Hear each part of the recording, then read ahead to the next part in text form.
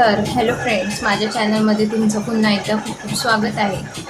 तर आजचा टॉपिक जो आहे तो टायटलमध्ये मी टाकलेलाच आहे, तरी पण मी तुमच्यासोबत आणखी एकदा एक्सप्लेन करते।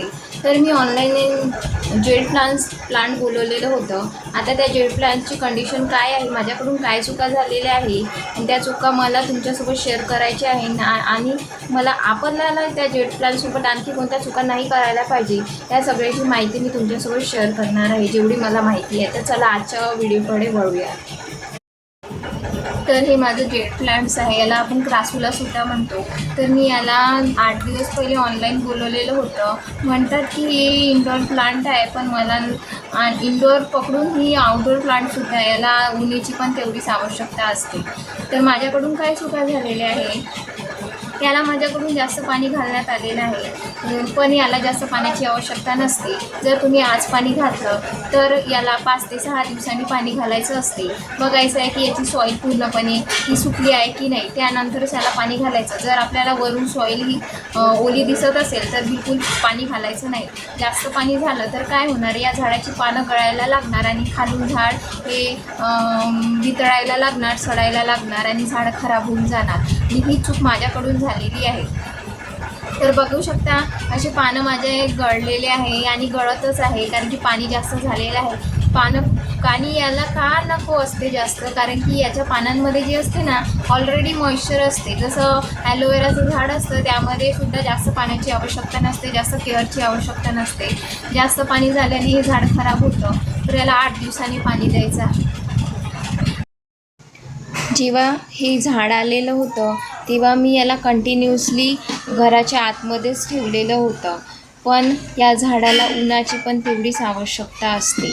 याला 2 ते 3 तासाची रोजची ऊन हवी असते, पण माझ्याकडून ही चूक झाली की मी याला ऊनच दाखवलेली नाही, फक्त पाणी घालत गेले आणि आतमध्येच, घराच्या आतमध्येच ठेवत गेले, कारण की मला वाटलं होतं की हे इंडोर प्लांट आहे तर याला एवढी उन्हाची तेवढी आवश्यकता नसेल। मग मी गुगलवर जाऊन सर्च केलं की आणखी काय केअर करावी लागेल की झाड आणखी हेल्दी होईल। तर मग मी बघितलं की झाडाला 2 ते 3 तासाची सुद्धा उन्हाची आवश्यकता असते।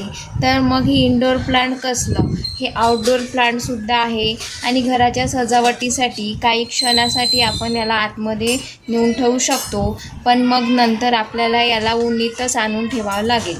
त्यानेच या झाडाची चांगली ग्रोथ होईल आणि आपल्याला छान छान कटिंग मिळतील। आणि जोपर्यंत आपण कन्फर्म होणार नाही की माती ही सुकलेली आहे आणि झाडाला पाण्याची आवश्यकता आहे। आणि तुम्ही आणखी एक टीप आहे ज्याने ओळखू शकता की झाडाला पाण्याची आवश्यकता आहे, तर झाडाची पानं अशी सुकायला लागले की समजायचं की आपल्या झाडाला पाण्याची आवश्यकता आहे।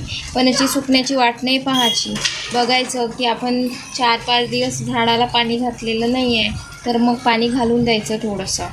तर इथे आता माझ्या झाडाला पाण्याची आवश्यकता आहे, तर मी आता इथे झाडाला पाणी घालून देते। जास्त पाण्याने हे झाड सडायला लागेल, कारण की या झाडाला जास्त पाण्याची आवश्यकता नसते।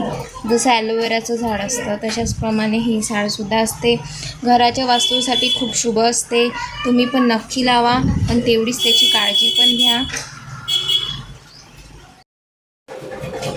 तर आजची माहिती तुम्हाला कशी वाटली, माझ्यासोबत नक्की फीडबॅक शेअर करा।